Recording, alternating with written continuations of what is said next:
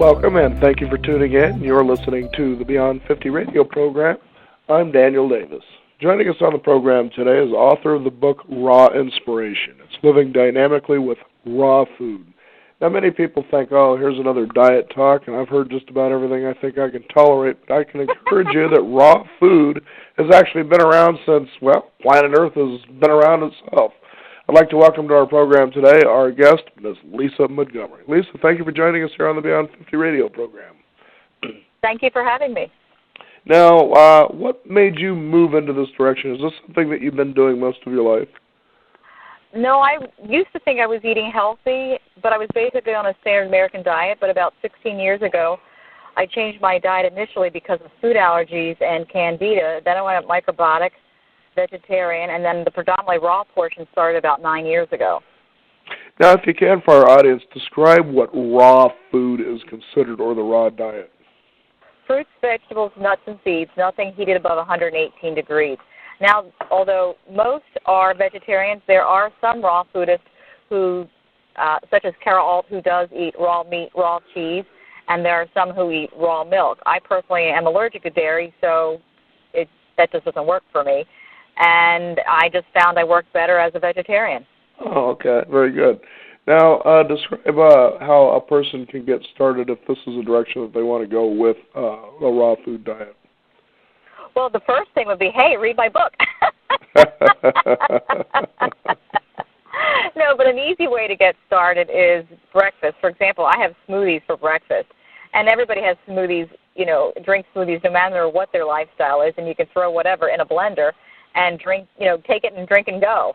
Or desserts. Desserts are usually always an easy way to get people. If it tastes great, they don't care if it's good for you or not. They just want a good dessert and it has tasting fabulous. In fact, there's a chocolate mousse pie that I make for a lot of my book signings. I do it purposely because it's a myth buster. People think if they're going to eat healthy, it's not going to taste good.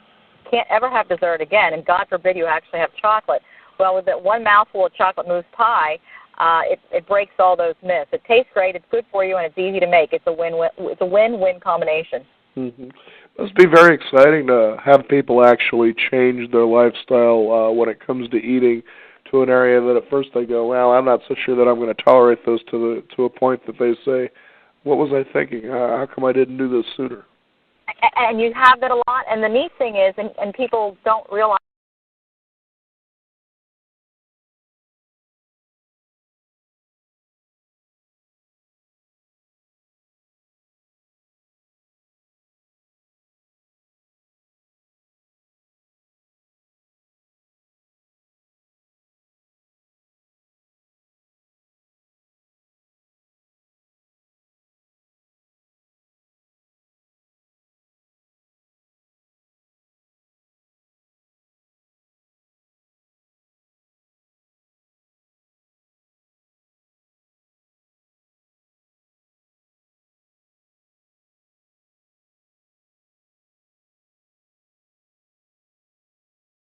There are two parties in conference.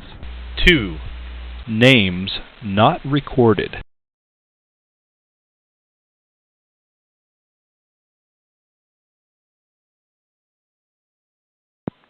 Okay, it seems that we're having a lot of technical difficulty here.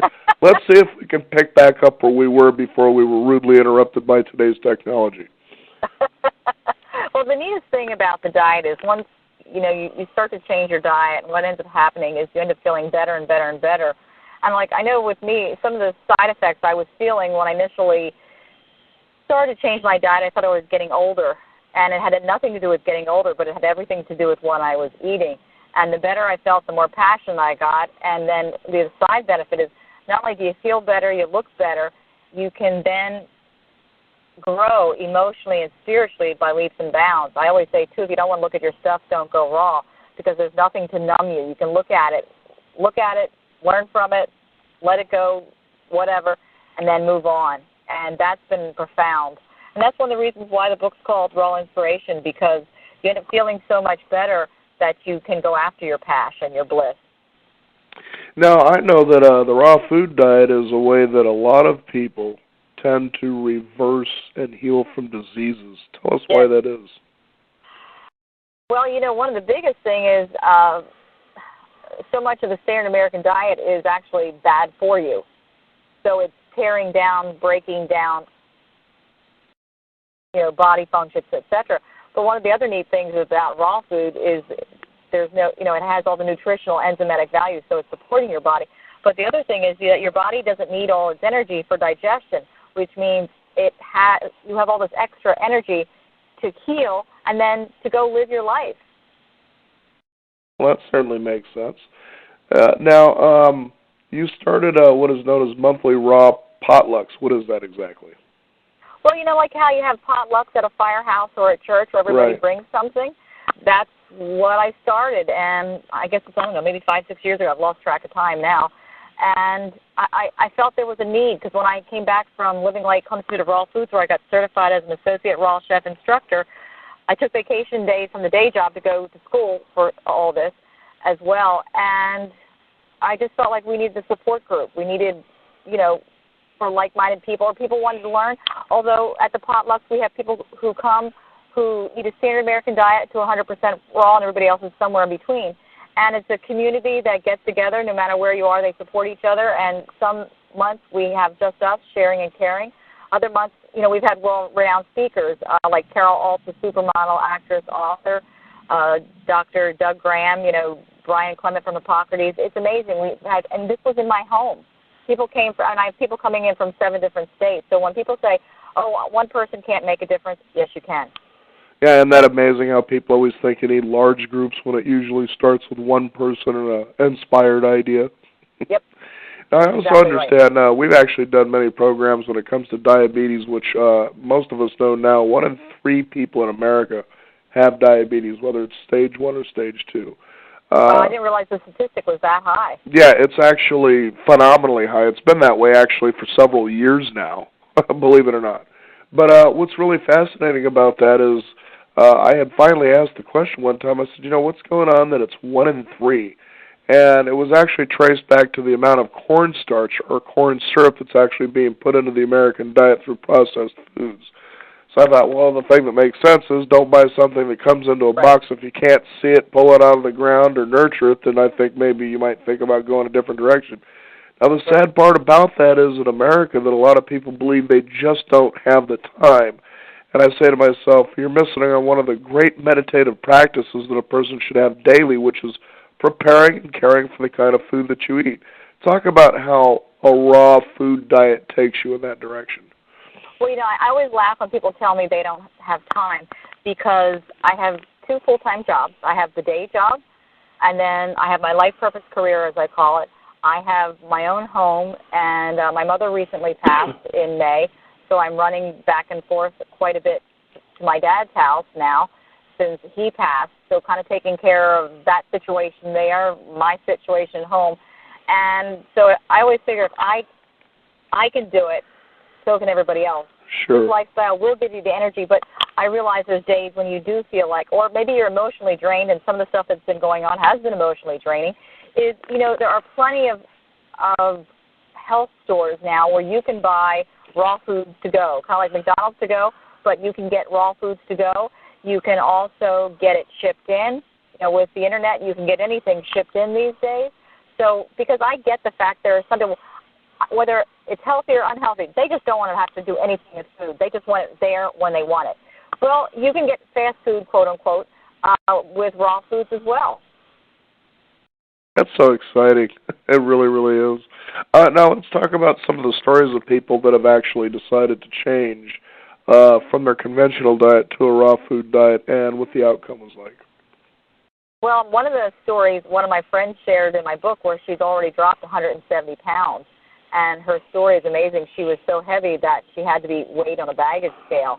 And, I've heard countless stories where people had cancer, changed their diet and lifestyle, and turned that around, or they had MS, turned that around. I've heard stories where, like, one lady had breast cancer, said, I was terminal, I was supposed to die 10 years ago. She's still here. Mm-hmm. So I've heard that time after time after time. Heart conditions. One of my potluckers, who was came really from the beginning, he had, like, heart problems, diabetes, there was something else. And they were going to give him 50, 60 different drugs a day. But, exactly. There's got to be a better way. So he changed his diet, and guess what? He's taking all those drugs, and he's a happy, healthy camper these days. Now, it's kind of funny when you talk about people who have cancer. They go this direction, and it's effective. So what is it with our medical community sometimes where the first thing they think of, well, we're going to radiate you or we're going to do chemotherapy, just literally destroy your body, and that's the first thing they say to do? Well, if you go back and study it, there used to be two schools of thought, the natural way and the radiation way. And basically, what we know as our medical world today won way back when. And they kind of outlawed almost the natural, from everything I've read and studied, the natural way. But you see, obviously, the natural way is coming back. Right. And there are some doctors. In fact, my general practitioner, I still go once a year, whether I need it or not, physical, said to me 2 years ago, he said, Lisa, you're the healthiest person in my practice. And I said, well, how many people are in your practice? He said 3,500. Wow. Last year when I went for my physical, he said, Lisa, if everybody ate like you, got their exercise, and got their rest, they wouldn't need me. I'm like, I know. And that's when, the hot button topic in our with our politicians was the health care. And I said, whether you're for it or against it, it would take it right off the table because you wouldn't need your doctors unless, you went skiing and broke a leg or something silly like that. It truly would be for an emergency, but so much of today's medical problems are self-inflicted by people's lifestyles. Right. They kind of go in and do one thing, and then they go out and do something totally different. I've had how many people say to me, like when I talk, well, do I have to give up my 36-ounce T-bone steak? Do I have to, give up my keg of beer or whatever? No, you don't have to give up anything. But I always say it's how healthy do you really want to be? How good do you want to feel? But don't look at it like you're giving up. Just start to incorporate one thing a day, a week, and introduce something new. Like if you have a family, okay, try that chocolate mousse pie this week. Next week, try something else. Make a raw pizza. Instead of looking at like, what am I giving up? Introduce something. You have to play with your head. What am I introducing new and exciting? And then what ends up happening is those bad choices start to fall by the wayside. Your taste buds do change. And here, lo and behold, you end up eating healthy and feeling a whole lot better. Mm-hmm. I remember there was a particular fast food restaurant that's out there, and it's a place where people really love to get all their sauces. And I kept thinking to myself, this food must not taste very good if you need all those sauces to put all over. But generally, and most of the sauces end up being dressings with a lot of sugar in them. And I'm thinking, what's the point? Yes. And I had the chiropractor actually who got me on this path how many years ago. He had said, and I'm quoting him, I never got the documentation. He said he was going to dig it up for me. But he said supposedly, and maybe you can find out this documentation for us, or maybe somebody else has heard it, that back in the 1950s, they were going to outlaw sugar as a drug because it does nothing good for you. It only takes away from you. But that the sugar lobbyists won out. Yeah, those good old darn lobbyists, huh? Yeah, that's really what the food pyramid's about, too. Because if you look at the food pyramid, it's not necessarily all that healthy either. It's better than it was, but it's really, who has the most money wins. Yeah, exactly. Now, you talk in your book that when it comes to getting started with a raw food diet, the first thing you need to do is do it gradually, be very patient. Yes. Why is that? Mm-hmm. Well, let's face it, your body's used to eating junk, and it's almost like a culture shock for your body. And I relate it, it's like a drug addict who uses drugs and then stops and goes cold turkey. Look what happens to them. It's the same thing. You've been abusing your body even though you didn't think you were, but you were. Mm-hmm. And then, so give your body a chance to, get used to this, detoxify, get rid of some of this stuff out of your body. Do it gently because you could have side effects like feeling like you're going to have cold-like symptoms. Oh, wow. I didn't know that. I did. Yeah, I did. And I didn't know what was going on at first. Mm-hmm. Quite amazing when you find yourself detoxing, isn't it? Yes. I didn't know what that was until, got into this lifestyle. Yeah, I know. My wife finally decided to start getting us on green drinks not too long ago, and I was telling her how much I enjoyed it, but sometimes, like you said about the detoxification process, there's that immediate cleansing you just don't expect at the wrong time. Oh, no. You find yourself dashing off to the bathroom. But overall, when you... colonics help with that. What's that? Colonics help with that because Yeah. you get it out quicker. Oh, okay. Very good. Now, how can people find out more about your book and where they can get it? They can find it on Amazon, Borders, Barnes & Noble online. Because that's not knowing where your listeners are coming from. So if they're coming across the country, you can just go to any of those online and purchase it there. Oh, very good. And tell us about a couple of the recipes in there that people should consider when it comes to changing over to a raw food diet. They go, really, you can do that? Well, I mentioned the chocolate mousse pie because everybody loves desserts, and almost everybody likes chocolate. And that's page 162 in the book. And the good news is about that, the crust is only 2 ingredients, shredded coconut and dates. And the filling is raw cacao, agave, coconut butter, and the moussey texture comes from, believe it or not, avocados. And it's only 4 ingredients, and you make it in your blender. You can chill it. In fact, you can make the crust in advance and freeze it. You can make the whole pie in advance and freeze it and thaw it out. So even for people who say, I'm too busy, but you could make it in advance and bring it out when you want to.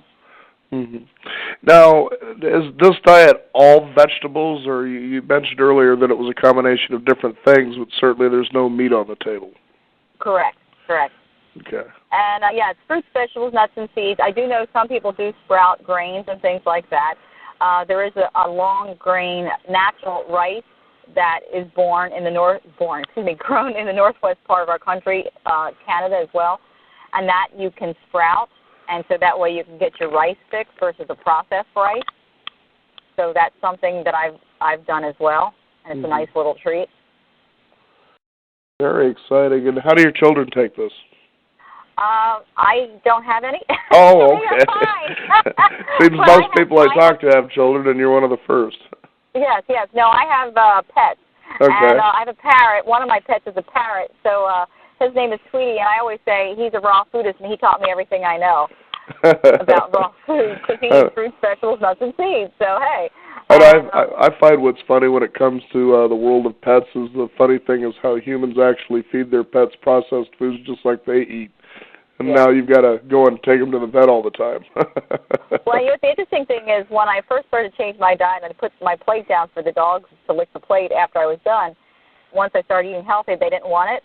But guess what? Now they like it. So if I'm making a smoothie or making a green drink, I got to be careful because especially my one dog, Charlie, is taller than the little one. And don't leave a banana too close to the edge of the counter or an apple because it will disappear. Oh, no. And are children pretty good at adapting to something like this? Because I've always found, what you put in the fridge, they're going to eat eventually. Yes, yeah. And, it's I actually have found the kids resonate to it much more quickly than the parents do. Like when I had I don't know how many kids try to get their parents to buy the book. They tried that chocolate mousse pie. Yeah, I was surprised and delighted. I remember having one little girl try the pie, and she just loved it. It's like, just going on and on and on. She got her mom to buy the book, and she asked what was in it, and I told her. And when I told her the avocados, she said, but I don't like avocados. And I said, I guess you do now, don't you? She's like, yeah. So, it was, let's face it, with anything, you start with the kids. And if the kids want to do it, the parents will, how many things, I don't know about you, my parents got into because my siblings and I got into it. Like my brother started sailing. Well, we got into sailing and boating as a family because the child started it. Now, this isn't a habit that takes a total of 30 days to accept because they usually say that a habit takes about 30 days to recreate. You can start making a difference, making a change today. Like I said, make a smoothie for breakfast. Pick up a banana. Okay, that's a raw one. People say it's complicated and time-consuming. Pick up a banana and peel it. That's a raw food. How time-consuming is that? Not very much at all. Yeah, and if you've got time to tell me about what happened on the last Desperate Housewives, then you've obviously got time to do raw food. Exactly, and you know what? And if you can watch, and I do watch Desperate Housewives, I TiVo it, but I also have a TV in my kitchen. So you know what? People say, I don't want to miss my TV, for example. Okay, then put a TV in your kitchen, and you can make the food like I prepare some stuff Monday nights while I'm watching Dancing with the Stars. Fantastic. The book is Raw Inspiration, and our guest today, Lisa Montgomery. Lisa, go ahead and give out your website again. www.livingdynamically.com. Very good. Lisa, thank you for joining us here on the Beyond 50 radio program. Thank you for having me. You bet. I'm Daniel Davis. Thank you for tuning in. You've been listening to the Beyond 50 radio program. Visit us at our website at beyond50radio.com. We'll archive this show and have great resource information for you to use as well. We again thank you for joining us, and remember, live your day past halfway.